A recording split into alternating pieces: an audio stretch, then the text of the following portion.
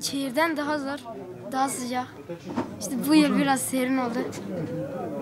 İşte oruç güzel, yüzlerimize okuyor. Ramazan geldi mi Allah'ın bizden razı olmasını istiyoruz.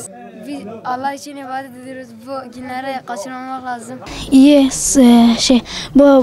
bu sene hava serin. Sahura kalkıyoruz. Teraviye gidiyoruz, cüz dinliyoruz. İşte kolay geçiyor. Allah'a ibadetlerimizi yerine getiriyoruz.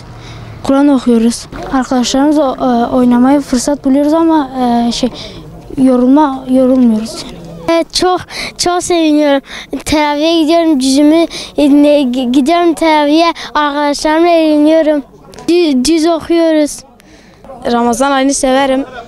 Güzel bir şeydir. İbadet ederiz Allah'a. Her gün teraviye gidip geliriz. Kur'an okuruz. Nasıl diyeyim, oruç tutmak çok iyiliktir. Size tavsiye ederim. Her gün mesela oruç tutmadan bir iyilik kazanırsın. Oruç tutsan 10 iyilik kazanırsın.